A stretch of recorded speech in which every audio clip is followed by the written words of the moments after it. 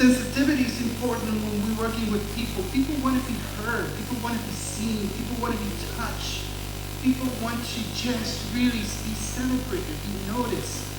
So imagine if when they speak, we listen with no judgment, but simply the idea or the understanding that what they're sharing is their truth, their narrative. It could improve our communication in terms of respectful communication.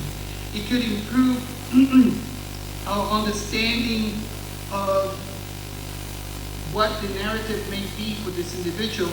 And finally, it can help us identify the origin of the harm. As I work with people who are incarcerated, I could see that they didn't get there by coincidence. For the most part, and I finish with this, for the most part, they normalize trauma, and normalization of trauma has a ripple effect. Thank you. Thank you. Thank you.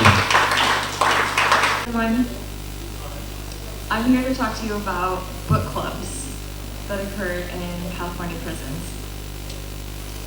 So this is a quote from someone who was in one of the book clubs, and it's called, "This book club brings me life. Prison book clubs and community building through collective reading and writing." And this is a picture of our book club, and we got permission to share this with you today.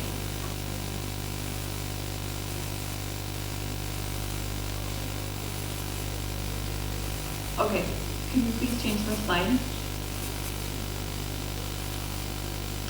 Could you move the slide over so that they can see the writing, please?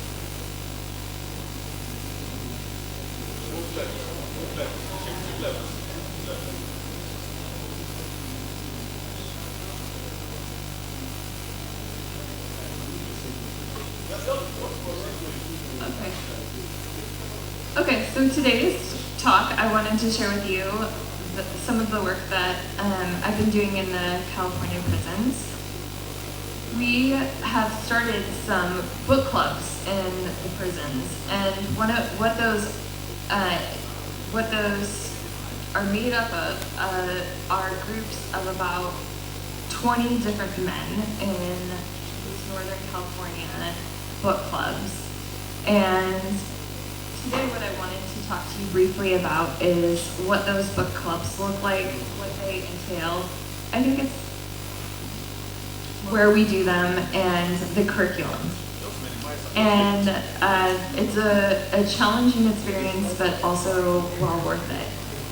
And we do these at 3 different prisons, and I say we, but actually it's really just me.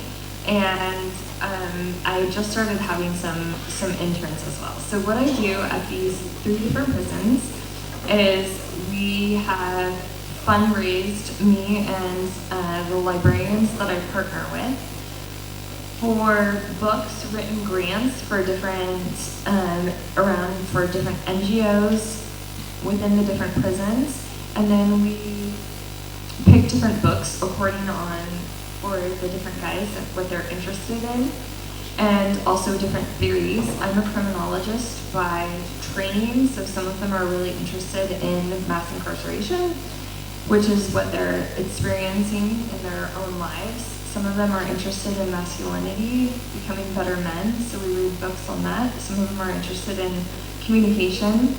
Some of them are interested in memoirs, history, World War II. We really covered quite the spectrum of books. So throughout our time, what a book club, if you were starting from start to finish, what it might look like is we fundraise for about a year, and what me and the librarian will often do to partner is do all sorts of things for a GoFundMe campaign, and we'll go around to our friends and families. I wrote my own book, and so when I went on a book tour, I would then shamelessly ask people to donate while I was on tour to our prison book club. My interns created a beautiful website, which is my PowerPoint work, so you'll get to see the cover of the website. And so at our first book meeting, what we do is book club members get an introduction to the book. So, for example, we read this incredible graphic novel called The Best We Could Do. Now, this is actually by a New York Times bestseller, and she won multiple awards. And we got copies of this book because I volunteered to be on a committee in which, it looks like you're not going to be able to see this because I think, is there someone still at the desk? Okay, I was hoping you could see it because we made some really beautiful certificates. And the guys were so proud. Anyway, so I joined a committee in which these books then got donated because it was a university book. And tracked down her agent to give the agent the sob story about our book club. And she actually did agree to come. I got to meet her and she agreed to Zoom into our book club. And so we had this award-winning author who then came into our book club. And so what this program looked like is we started with a brief lecture from me about the historical events that were important in this book. And then the guys had a reading schedule, which was handed out to them with reading comprehension questions. Okay, let's keep it just like this. And if you can go to the next slide, please. Next slide. Next slide. These are some of the books that we read, and the book that I'm talking about is the one on the far right. Next slide, please. So this is what a schedule looks like. We have an initial participation lecture, preparation lecture, then this reading schedule that I spoke of. Then we have these reading comprehension questions. And then we have, for those prisons that have part-time librarians, we actually assign one member to be the facilitator of the week, another member to be the timekeeper, and another to be a note taker. And what that does is give some leadership opportunities within the groups. And it also gives me an opportunity to then write about that can be put in their chart and put in their file to say what amazing participation they have in case they go on parole and or go up for parole.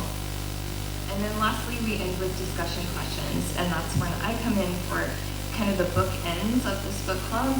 I live 2 hours away from the prison, so unfortunately I can't go in every week. And there's 3 of these and 2 different prisons in which they go on. Can we go backwards now real quick because we skipped over a couple things? I'd like to, one forward now. Other way. To the rainbow slide. This one. I'd like to conclude, I don't think I have very much time, on why these are important.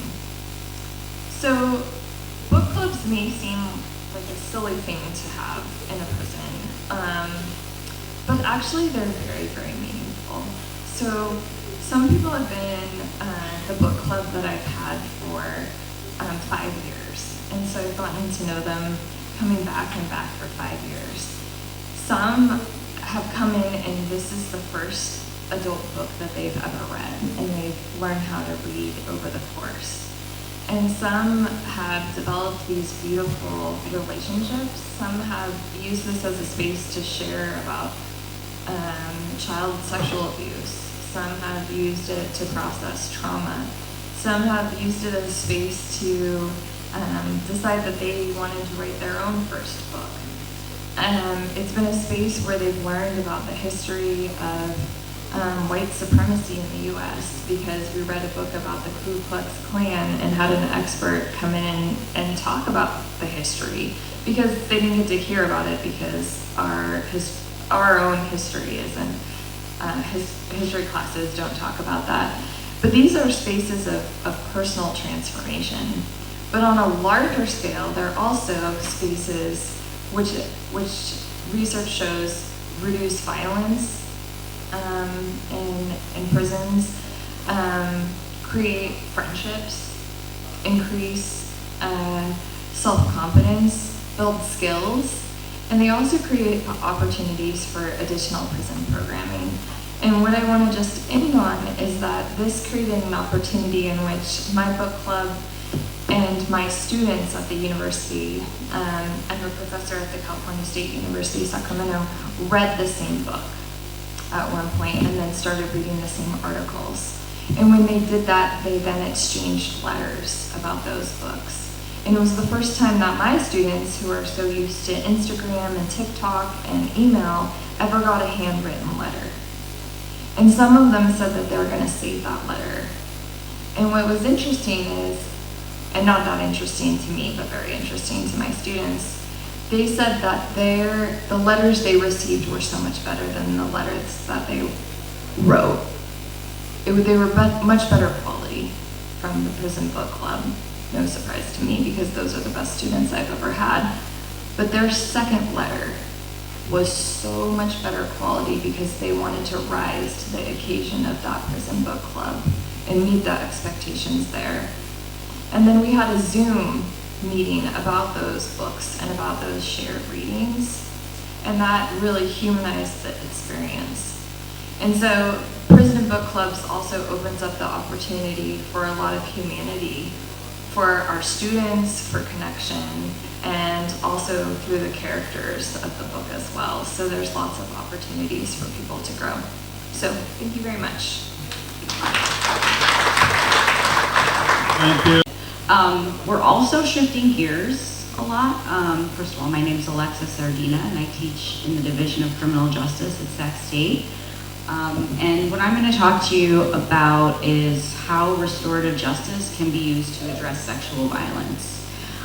So we're talking about essentially two groups that are incredibly stigmatized, often isolated, and often let down by the criminal legal system in a variety of different ways.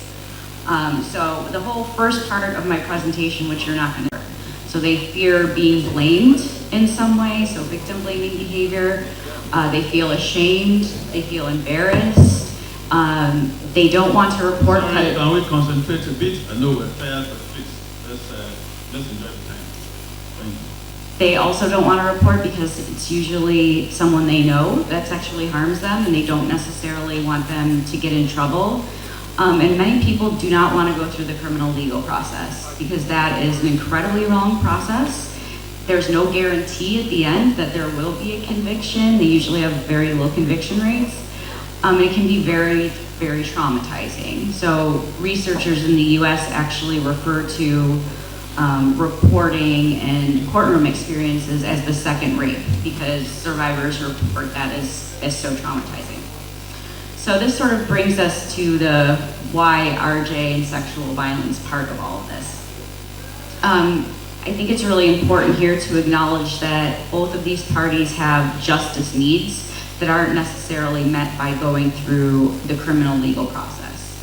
So according to a pretty good body of literature, survivors are more interested in a dialogue with attorneys rather than just being told we're having a hearing on this date, show up. They'd like to have a dialogue to understand what the process means and what their options are.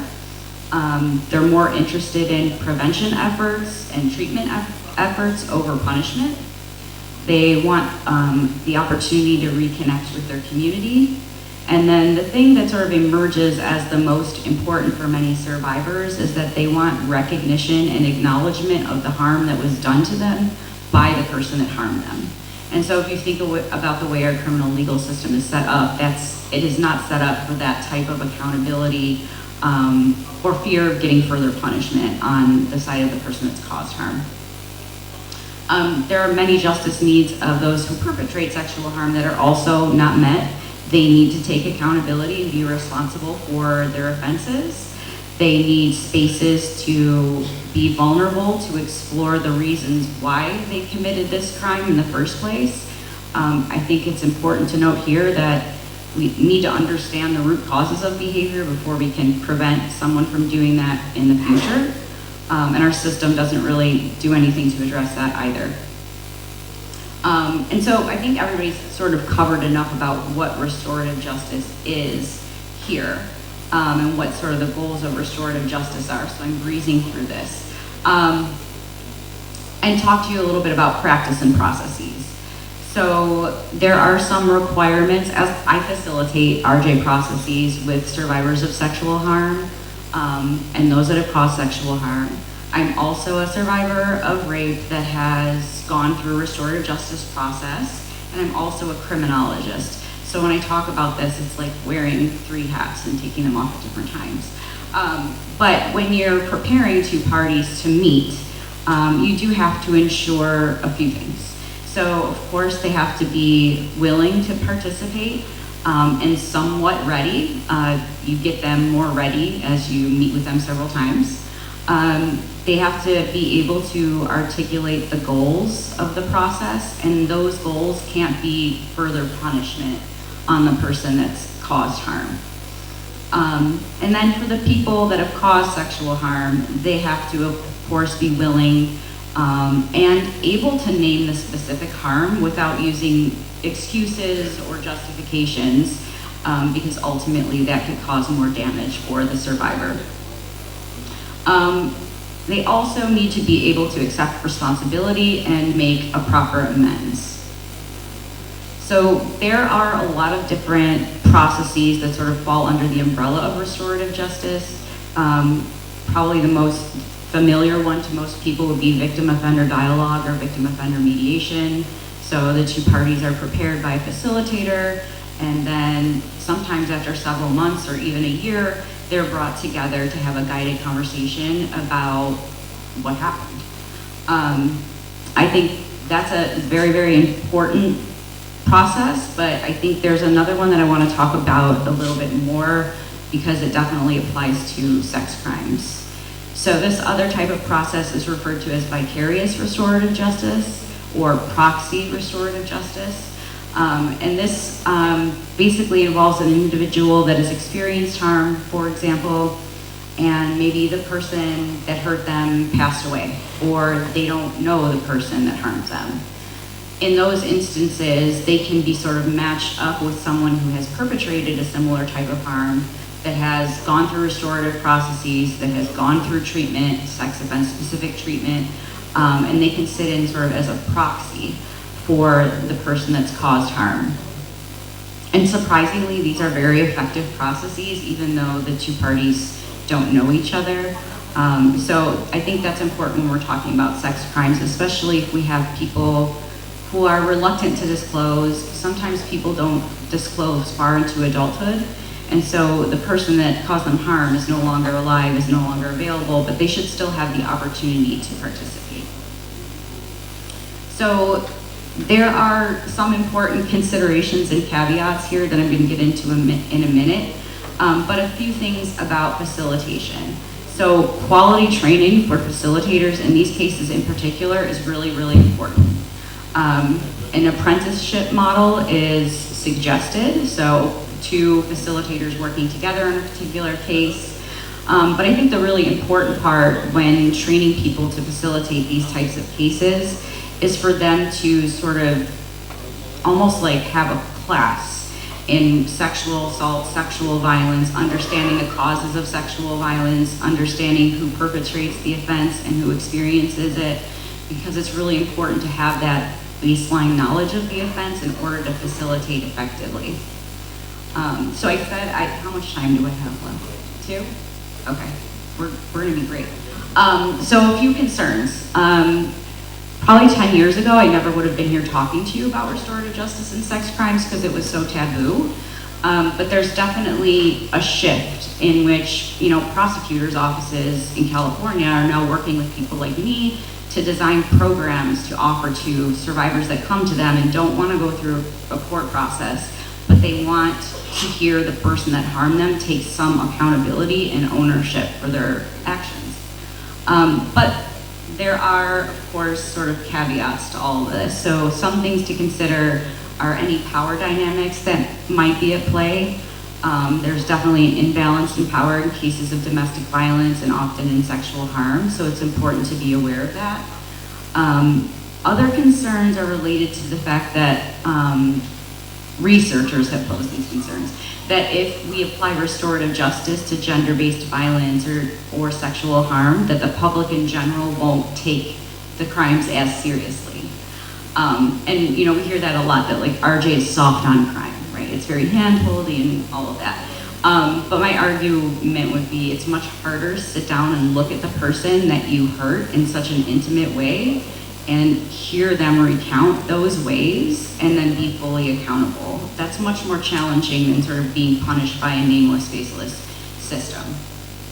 And the last concern caveat is the amount of time it takes. So as I said earlier, it can take up to a year to prepare both parties to come together for one day, and sometimes those processes extend out further. So, am I getting out of time? Okay. So I'll leave it at that. On my slides, I did have some reflections. If you're interested in reading those, you can find me later and I'll be happy to show them to you. Thank you. Thank you. May I now invite Professor Ernest Wazie to sit. Cannot be lost.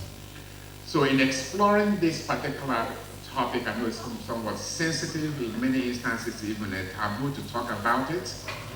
I usually ask my audience to kind of illustrate that, the point. How many of you men are married? Raise your hand. Okay, thank you for admitting. What would you do as a man if you came home someday and you found your wife in bed with another man?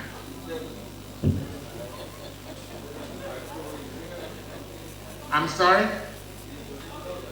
Okay, I'm sorry, I'm not hearing you. You raised your hand, you're married, I'm asking this question, you're murmuring. You do what?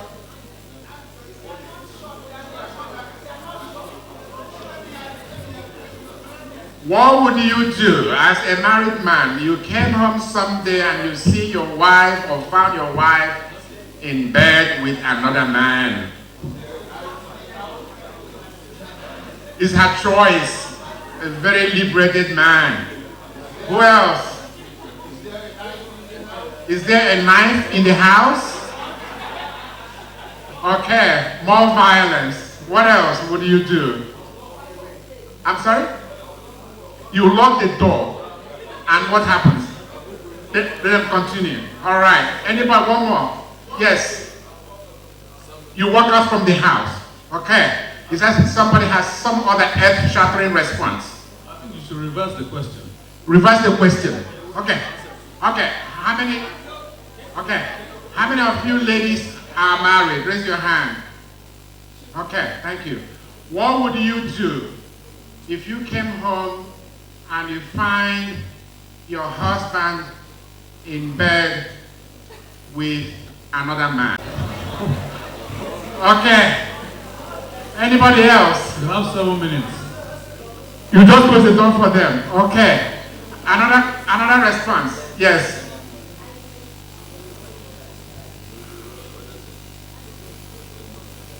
Let me know when they're done. A very understanding wife. All right. Okay. Well, I'm sorry? You ask what I'm doing.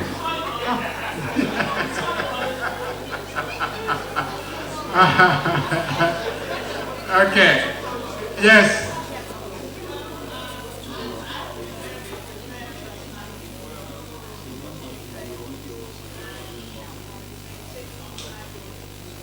Thank you.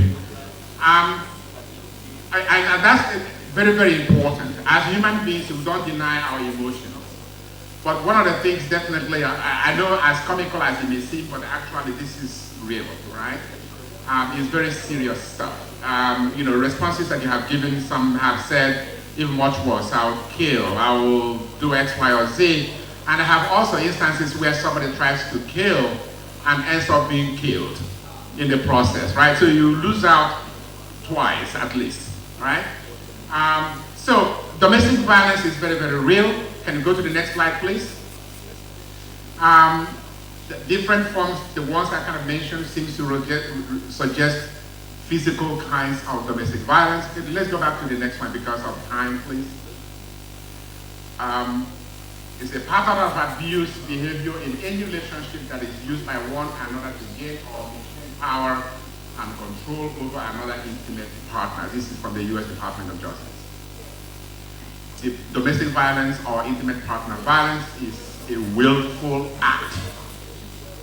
And the point that is made in terms of taking a chill, taking a break, coming back, and actually maybe saying, am I in a position to have a conversation about what I have seen or what I have sensed as a guest, and I'm responding or reacting to it, is very, very important. It occurs in the family and many other relationships that we value, we find oftentimes, especially romantic relationships. Next, please. There are several types of domestic violence. In the Nigerian context, maybe sociologically speaking, here, but in the Nigerian context, maybe in terms of the law, what does the law recognize in terms of domestic violence? Sometimes in terms of age. In the US, for example, 12 years and above, either as a victim or an offender, can be labeled domestic violence. Physical oftentimes is the one that tends to get more attention. Sexual abuse, economic or financial abuse, emotional abuse that actually occurs more often than the physical form of abuse. How many of you spouses, those who are married, allow your other spouse to look at your phone or share your password to your phone? Good. And there's some people who say over my dead body, right? And that often has become another point of contention in relationships that lead to abuse. Spiritual abuse. One of the questions that I asked when I gave this talk some months ago was, shouldn't the husband and the wife be of the same religion? And I gave the example of many leaders whose wife, and they were both the wife and the husband in two different religions, right, in a way. Let's again, kind of the slides, kind of the drawing from our work in terms of the United States. Let's kind of go back to the next slide. Let me give you a couple of cases, given the short time that I have. And the extent of the problem, right? You know, in the United States, oftentimes this is an issue within the Black communities. I'm not saying that solely, but we seem to have a higher report or incidence of domestic violence within the Black community. And it's an extension. The data suggests that in Africa, more women in Africa tend to report higher levels of domestic abuse, especially physical, emotional forms of abuse than other parts of the world. Okay. Next. And it says, 51% of African women report that being beaten by the husband for the food burning or some other type of what may be considered to be non-serious matter is okay to do that. We have this also an issue that also we're facing with regard to African immigrants, especially in the United States. There are a couple of cases that I wanted to share with you. Can you scroll up, please? Yeah, keep going. Okay. In terms of the impact, right, we don't need to be labeled at that point. In terms of the safety for the victim, in terms of the family, or for the children, and of course, when all these things happen, friends and network are oftentimes impacted. Who do you hang out with? Who do you stop inviting to parties? How do you regulate where you go for birthdays and anniversaries and so on and so forth? And in many instances, that becomes part of this restorative justice approach that I often talk about. When you have that conversation, that should be part of your conversation. How do you negotiate these various impacts, especially when it concerns friends and family? Next, please. Look at these examples. I'm going to let you quickly to read through these in the interest of time. There's some of the dynamics, especially in context in urban areas, sensitive issues. These are actual cases that we dealt with through the work of the Center for African Peace and Conflict Resolution, people that we have worked with. In this case, the first one, on borrowed time. Okay. Thank you. Thank you. All right. Next slide. Again, we're looking at it in terms of the cultural dynamics, whether it's in terms of culture, the religion, the family, in terms of why we tend to abide certain behaviors, especially in our new environments or different environments. And of course, there is a certain sense of feminist perspectives that in terms of empowerment, to some extent, human agency, that cannot be overlooked. Let's go back to, I think this is a Nigeria context, right? You know the infamous case, very bad case of domestic violence mentioned. So what we're suggesting basically, next please. How do you then repair the harm, hold accountability, and be able to create a reintegrated process? The typical victim of domestic violence wants the violence to stop, not necessarily the relationship. The wife wants the husband to stop beating her, not necessarily the end of the marriage. Are you with me? The same also will be applicable in terms of, I'm not suggesting that only wives are the victims of domestic violence, because men are also, whatever that relationship is how do you create a level type of discussion or conversation, a responsive approach that will try to repair the harm, hold accountable, not necessarily punish, and be able to create a reintegrated process. If I had time, I would talk a bit more about that. But I kind of give you a sense of this, what are some of the possibilities. And of course, the culture remains a major challenge in trying to get us to think outside of the box on a new paradigm. But I can tell you from the work that we have done, and also the literature, it is possible if we just do it well. Thank you very much, please. Measures via a very effective process is really what Africa requires and what the world requires. Why? It gives you balance. It gives you qualitative delivery of justice. Why do I say that? Every time there is a danger that have been caused, a crime that have been committed, three things happen. Number one, a victim have been affected. Number two, somebody have committed that act, the offender as it were. The number three is the community. Unfortunately, and now this is speaking about Africa, Africa, traditional criminal justice system, recognize this balance. That when you have had a hurt, they recognize that the family, the community needed to be appeased, the community needed to reconcile with the victim, or the offender, and that the victim's voice is important. We lost that. To the extent that it is now the offender versus the state. But what did he leave us with?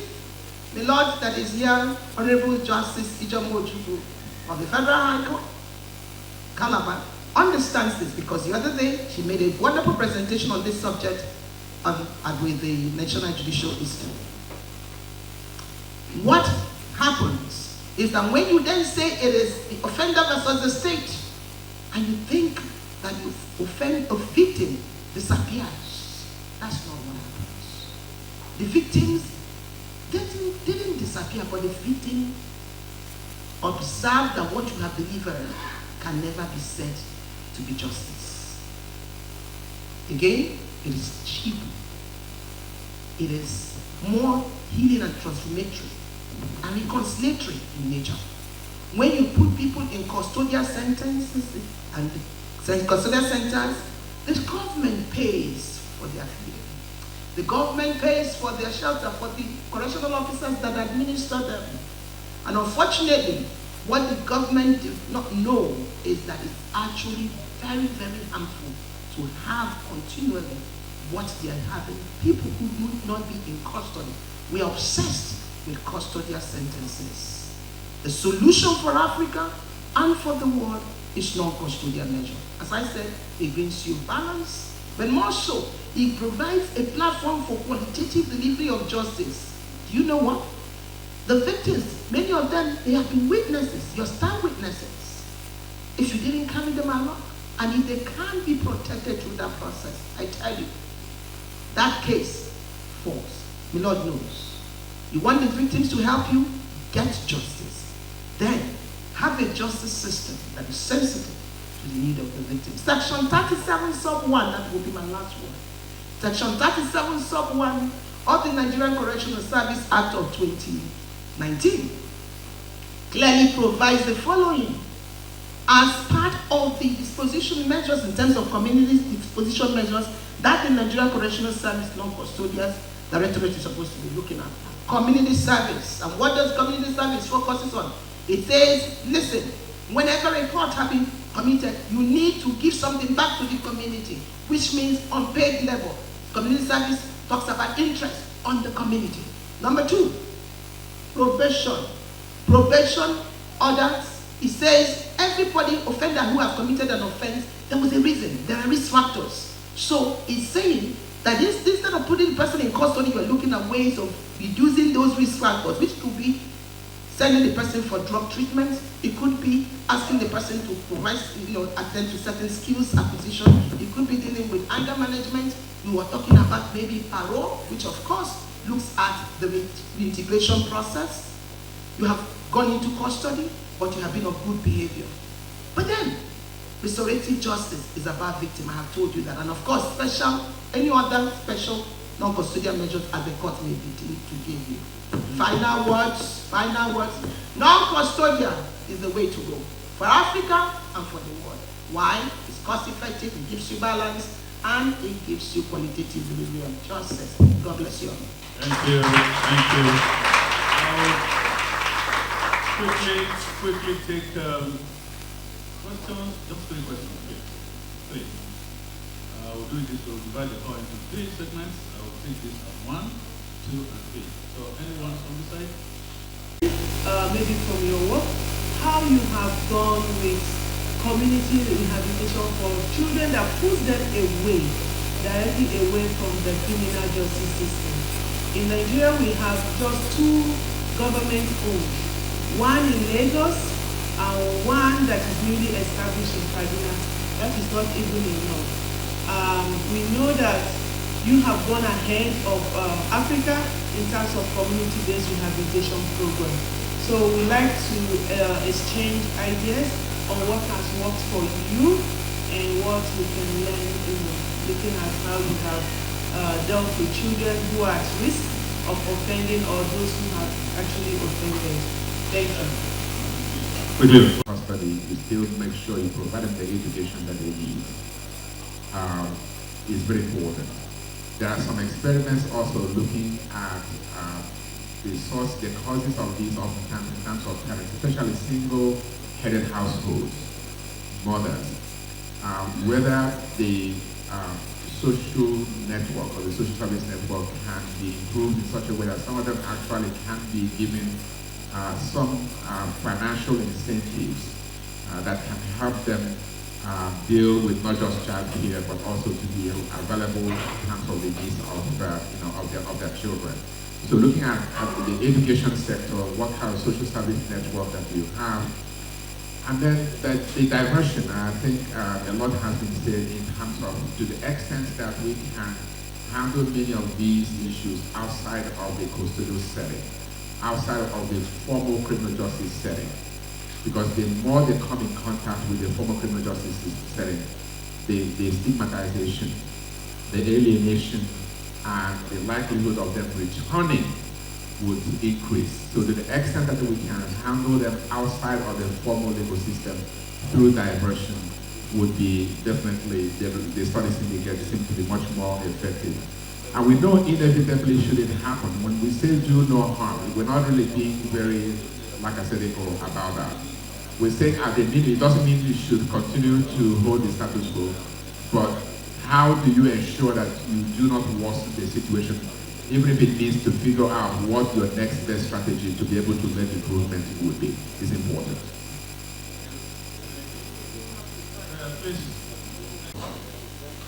And then the second question, okay. Since we are here talking a lot about correction, rehabilitation, non-custodian, somebody has been hurt, somebody has been sexually abused, somebody has been raped, somebody has been killed. What do we do with, dispensing justice to the offenders? How are we going to palliate? Those people have family too. How are we going to dispense justice while maintaining these other corrective measures that are here mine. Thank you. Now, for most survivors of sex crimes is not dispensing justice. So I think that we need to sort of rethink about what their needs are and how to move forward in that way. And I think the other piece, correct me if I'm wrong, the piece that you're asking about is how do we deal with the person that caused the harm? Like to make the community feel there's something being done and all of that. I, for the vast majority of sex crimes, do think restorative justice could be applied, and if the root causes of the behavior are addressed and you've achieved victim satisfaction, really that's what matters. Because when you're talking about restorative justice, you're not talking about the state versus a person, you're talking about the harms that occur between people. There are, of course, cases where there are people committing sex crimes who are very violent, who've murdered people. Those people need to be incarcerated and not let out, right? Like that's a dangerous person and a threat to society. But the interpersonal dynamics between most offenders and victims are that they know each other, or their family members, or whatever the case may be. And so the goal should be for the survivor to feel like justice was done, and that the person that caused the harm was held accountable in a way that's meaningful to them. That's sort of where I would come from with that. Right? I know sometimes we think victims of crime, justice for them is kill the person or imprison the person. It doesn't necessarily mean that. If you look at the literature, the typical victim of a crime usually would, what do I need to try to heal from that particular experience? And also, how do I ensure what would be my contribution or societal contribution to make sure this person doesn't do it again to some other person? Because for them, stopping that person from doing it again, reducing the rate of recidivism or repeat offending would be a source of justice. So it's the question of what does justice really look like for the victim of crime? If you're looking at it from that vantage point, basically the emotional, physical, financial, economic healing that needs to take place would need to be there. How do you ensure do something that doesn't allow this person to do it again? And oftentimes, as mentioned, when we send that person to prison, the person tends to come out and even do it more, which is very unfortunate. And on the lighter scale of things, usually Howard there, who we regard to as the father of restorative justice, anytime a crime occurs, we ask three questions. What actually happened in terms of the harm that was caused? Who did it? Understanding the circumstances of that particular person. And then what do we need to do to try to make amends? And making amends oftentimes would mean looking at the needs of the victim, the needs of the offender, including the actor for the harm that was caused, and societal responsibility. If we focus on those three key questions, I think we will make some headway in that regard.